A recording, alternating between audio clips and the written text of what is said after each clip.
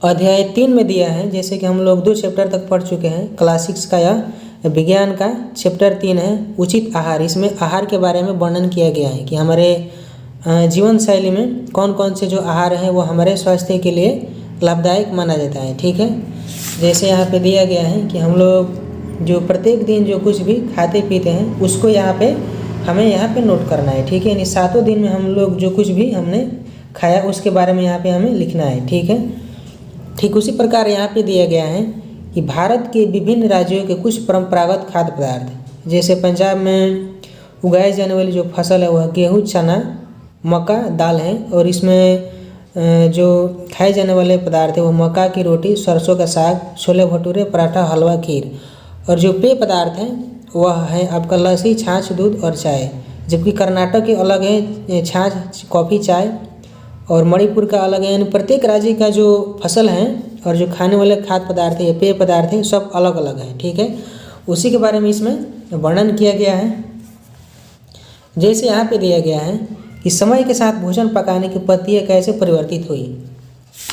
जैसे पूर्व काल में हम लोग देखते थे कि भोजन बनाने के लिए हम लोग पारंपरिक चूल्हों का उपयोग करते थे। ठीक है, जबकि आधुनिक समय में गैस चूल्हा का या बहुत से इलेक्ट्रिक साधन हैं भोजन बनाने के लिए।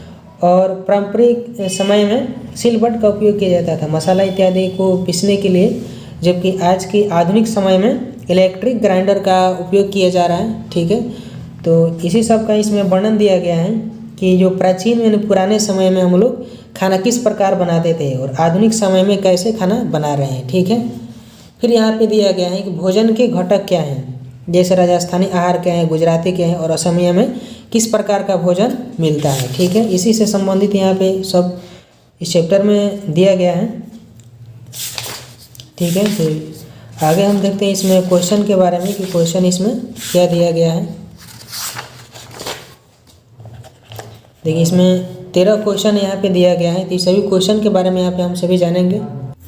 जैसे कि देखिए 1 नंबर में क्वेश्चन आपका दिया गया है कि निम्नलिखित में से असंगत को चुनें और कारण बताएं। इसमें असंगत कौन है। जैसे क नंबर में दिया है ज्वार, बाजरा, रागी और चावल। यानी इसमें से जो एक है जो असंगत है, यानी इन तीनों से जो अलग है उसी को हमें चुनना है। ठीक, और उसका कारण हमें बताना है। तो इसका आंसर हमने यहाँ पर लिखा है, आप देख सकते हैं।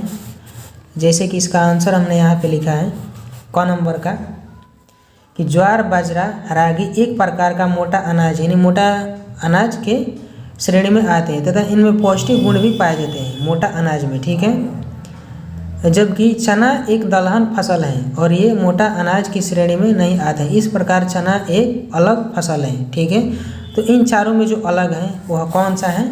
इन चारों में जो अलग है वह कौन सा है, चना है। ठीक है, फिर ख नंबर दिया है कि राजमा, मूंग, सोयाबीन और चावल। इन चारों में से हमें एक को चुनना है जो अलग है इन चारों से। ठीक है, तो देखिए इसका मैंने कारण यहाँ पे लिखा है।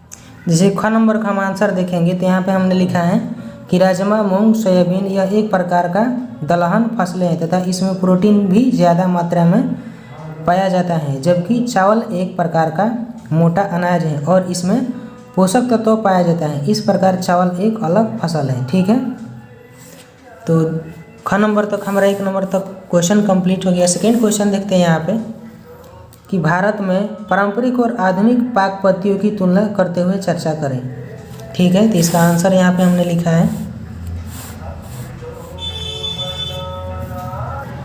जैसे आप देख सकते हैं कि भारत में पारंपरिक और आधुनिक पाक पद्धतियों में बहुत अंतर है। प्राचीन समय में भोजन पकाने के लिए अधिकतर पारंपरिक चूल्हों का उपयोग किया जाता था, जबकि आधुनिक समय में इलेक्ट्रिक गैस चूल्हों का उपयोग किया जाता है। पारंपरिक समय में पत्थर के सिलबट्टे का उपयोग हाथों से पीसने का कार्य किया जाता था, जबकि आधुनिक समय में खाद्य पदार्थ को आसानी से पीसने के लिए इलेक्ट्रिक ग्राइंडर का उपयोग किया जाता है। ठीक है, 3 नंबर क्वेश्चन यहाँ पे हम देखते हैं। 3 नंबर में क्वेश्चन दिया है कि शिक्षा का कहना है कि अच्छा आहार औषधि के रूप में कार्य कर सकता है। रवि इस कथन को लेकर उत्सुक हैं और वह अपने शिक्षक से कुछ प्रश्न पूछना चाहता है। कम से कम ऐसे 2 प्रश्न सूचीबद्ध करें जो वह पूछना चाहता है। शिक्षक ने कहा कि अच्छा आहार औषधि के रूप में कार्य करता है। ठीक है, औषधि के रूप में यानी जो अच्छा आहार है वो औषधि के रूप में कार्य करता है। तो रवि इस पर उत्सुक है कि वह अच्छा आहार कौन सा है तथा औषधि के रूप में यानी हमारे शरीर में दवा के रूप में वह किस प्रकार काम करता है। तो यहाँ पे दिया गया है कि ऐसे सवालों को वह किस प्रकार से पूछ सकता है तथा ऐसे 2 प्रश्न वह किस प्रकार से पूछ सकता है, इसी के बारे में यहाँ पे लिखना है। तो इसका आंसर हमने यहाँ पे लिखा है, जैसे 3 नंबर का कि वह अच्छा आहार कौन कौन सा है, ऐसा वह पूछ सकता है ताकि वह औषधि के रूप में काम कर सके।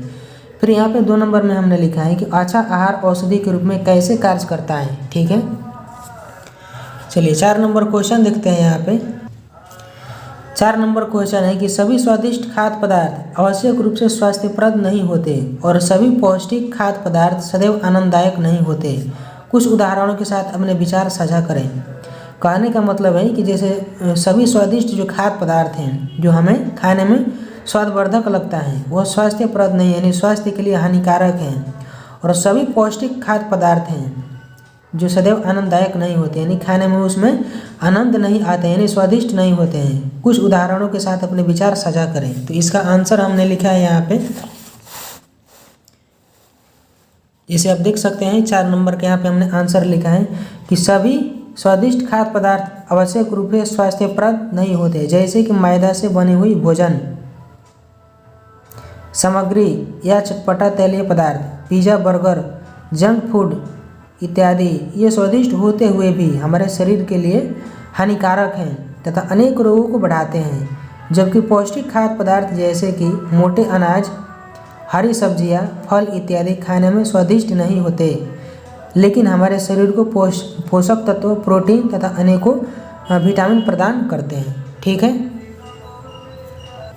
जैसे कि 5 नंबर यहाँ पे हम क्वेश्चन देखते हैं कि मेदू सब्जियां नहीं खाता लेकिन बिस्कुट, नूडल्स और डबल रोटी का आनंद लेता है, उसे अक्सर पेट में दर्द और कब्ज की शिकायत रहती है। इन समस्याओं से छुटकारा पाने के लिए उसे अपने आहार में क्या बदलाव करना चाहिए, अपने उत्तर को विस्तार से समझाइए। ठीक है, तो इसका आंसर हमने यहाँ पे लिखा है कि बिस्कुट, नूडल्स और डबल रोटी ये सभी मैदा से बने खाद्य पदार्थ हैं जो कि आसानी से पचता नहीं है। ठीक है, ये आसानी से पचता नहीं है यानी हमारे लीवर को काफ़ी उसे पचाने में मेहनत होना पड़ता है, और परिणामतः हमारे शरीर में गैस, कब्ज, अपच की समस्याएं बनी रहती है। तो ये जाहिर सी बात है कि जो कुछ भी हम लोग भोजन खाते हैं यदि वह पचता नहीं है तो अपच की समस्या बनी रहती है, अपच, गैस और कब्ज की समस्या बनी रहती है। अतः इन समस्याओं से छुटकारा पाने के लिए हमें अपने आहार में हरी साग सब्जियां, ताज़ा फल, मोटे अनाज, ड्राई फ्रूट्स इत्यादि शामिल करना चाहिए, जिससे हम अपच या इन समस्याओं से छुटकारा पा सकते हैं। ठीक है, चलिए आगे क्वेश्चन हम देखते हैं। यहाँ पे 6 नंबर आपका क्वेश्चन है कि रेशमा को कम रोशनी में देखने में कठिनाई हो रही थी। चिकित्सक ने उसकी दृष्टि का परीक्षण किया और एक विशेष विटामिन पूरक लेने की सलाह दी। उन्होंने उसे अपने आहार में कुछ खाद्य पदार्थों को सम्मिलित करने की भी सलाह दी। तो क नंबर यहाँ पे सवाल दिया गया है कि वह किस अभाव जन्य रोग से पीड़ित हैं, उसके आहार में किस खाद्य घटक की कमी हो सकती है। ग नंबर में क्वेश्चन दिया गया है कि कुछ खाद्य पदार्थ किन्हीं 4 का सुझाव दे जिन्हें इस समस्या को दूर करने के लिए उसे अपने आहार में सम्मिलित करना चाहिए। तो इसका आंसर हमने इस प्रकार लिखा है, 6 नंबर का आंसर यहाँ पे देख सकते हैं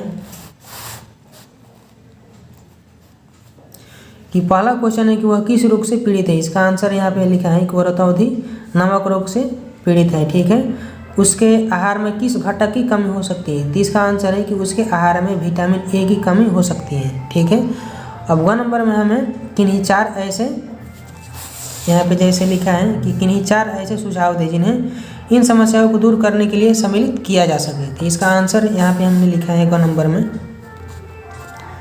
कि जैसे यहाँ पे हो जाएगा गाजर, आम, दूध तथा हरे पत्ते वाली सब्जियाँ, इन सबको अपने आहार में सम्मिलित कर विटामिन ए प्राप्त कर सकते हैं तथा इन समस्याओं से निजात पा सकते हैं। ठीक है, 7 नंबर आपका क्वेश्चन है कि आपको निम्नलिखित पदार्थ उपलब्ध कराए जाते हैं। जैसे क नंबर में दिए हैं कि डिब्बाबंद फलों का रस, ताज़े फलों का रस, ताज़े फल। पोषण की दृष्टि से आप किसे लेना पसंद करेंगे और क्यों। तो इसका आंसर हमने लिखा है और चूज किया है ताज़े फल को। ठीक है, ताज़े फल को ही हम लेना पसंद करेंगे। इसका कारण यहाँ पे हमने लिखा है, जैसे आप देख सकते हैं 7 नंबर में कि पोषण की दृष्टि से ताज़े फल को ही लेना पसंद करेंगे, क्योंकि ताज़े फल में अनेकों प्रकार के विटामिन, आयरन, फाइबर तथा पोषक तत्व पाए जाते हैं जो कि हमारे स्वास्थ्य के लिए लाभप्रद हैं। कुछ ऐसे भी फल हैं जिसके छिलके में या गूदे में भी हमें अनेकों प्रकार के विटामिन प्राप्त होते हैं, इसलिए उसको हम बिना रस को निकाले ऐसे ही हम उसे खा सकते हैं। ठीक है। 8 नंबर क्वेश्चन यहाँ पे हम देखते हैं। 8 नंबर क्वेश्चन है कि गौरव के पैर की हड्डी टूट गई, उसके चिकित्सक ने हड्डियों को सीधा किया और प्लास्टर लगा दिया। चिकित्सक ने उसे कैल्शियम की गोली भी दी। जब वह दूसरी बार दिखाने गया तब चिकित्सक ने उसे कैल्शियम की गोली के साथ विटामिन डी युक्त सिरप भी पीने के लिए दिया। चित्र आपको 3.5 के संदर्भ ले और अग्रलिखित प्रश्न का उत्तर दे। तो यहाँ पे 3 प्रश्न दिया गया है। क नंबर में दिया है कि चिकित्सक ने गौरव को कैल्शियम की गोली क्यों दी।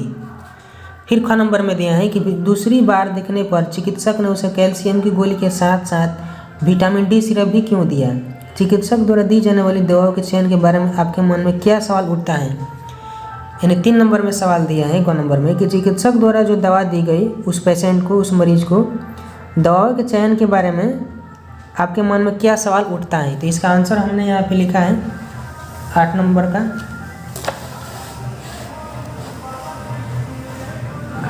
जैसे यहाँ पे देख सकते हैं कि टूटी हड्डियों को मजबूती प्रदान करने के लिए चिकित्सक ने कैल्शियम की गोली दी। ठीक है, जो हड्डी है वो टूटी फूटी हड्डियों को मजबूती प्रदान करने के लिए उन्होंने कैल्शियम की गोली दी। फिर ख नंबर में हमने लिखा है कि हड्डियाँ टूटने के बाद मुलायम एवं कमज़ोर हो जाता है, जिसको मजबूती प्रदान करने के लिए कैल्शियम की गोली तथा विटामिन डी सिरप दिया जाता है। ठीक है, कैल्शियम की गोली और उसके साथ साथ विटामिन डी सिरप दिया जाता है। ठीक है।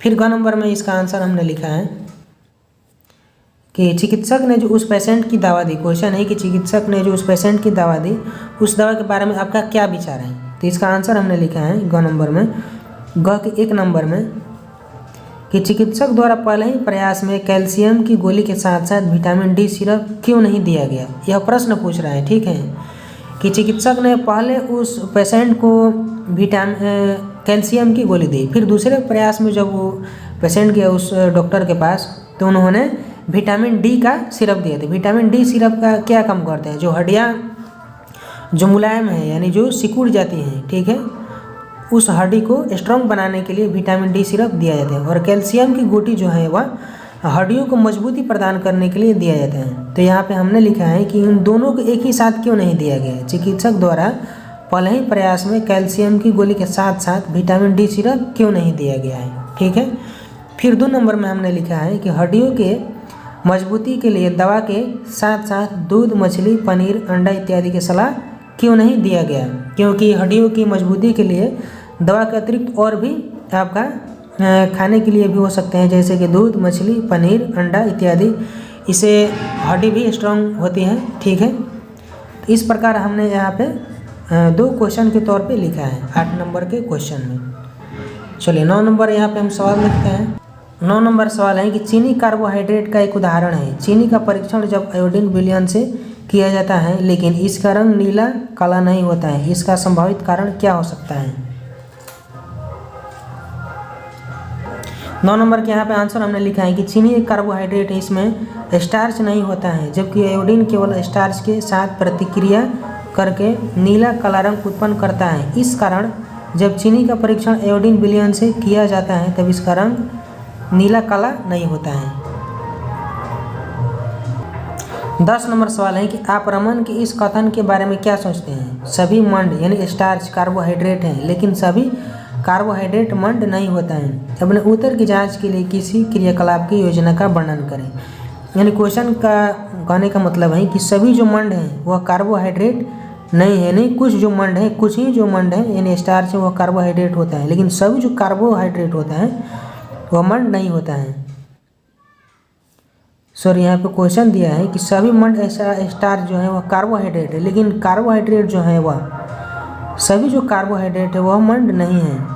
इसकी जांच के लिए आप किस क्रियाकलाप का योजना का वर्णन करेंगे। तो यहाँ पे इसका आंसर हमने लिखा है 10 नंबर के इसका आंसर यहाँ पे हमने लिखा है कि सभी मंड कार्बोहाइड्रेट हैं, लेकिन कुछ कार्बोहाइड्रेट जैसे चीनी, ग्लूकोज, आम इत्यादि मंड नहीं हैं। इसकी जांच करने के लिए जब हम कार्बोहाइड्रेट पर जब हम आयोडीन की कुछ बूंदें डालते हैं तो उसका रंग नीला काला हो जाता है। इस प्रकार हम कह सकते हैं कि पदार्थों का नीला काला रंग में परिवर्तित होना मंड की उपस्थिति को दर्शाता है। 11 नंबर आपका क्वेश्चन है कि प्रयोगशाला में आयोडीन का प्रयोग करते समय आयोडीन की कुछ बूंदें मिष्टी के मोजे पर तथा उसकी शिक्षिका की साड़ी पर गिरी। साड़ी पर आयोडीन की बूंदें नीली काली हो गई, जबकि मोजे पर आयोडीन का रंग नहीं बदला।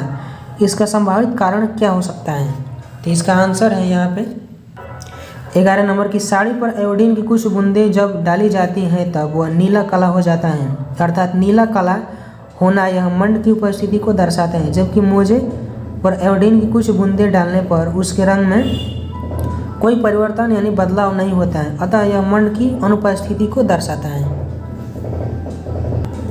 12 नंबर क्वेश्चन दिए हैं कि कदन को एक स्वास्थ्यप्रद आहार क्यों माना है? तो कदन मतलब जो होता है वह मोटे अनाज, जैसे आप ऐसा कह सकते हैं ज्वार, बाजरा, रागी और ऐसे भी बहुत से हैं जैसे मक्का इत्यादि। क्या केवल कदन खाने से शरीर की पोषण संबंधी सभी आवश्यकताएं पूरी हो सकती हैं? चर्चा करें।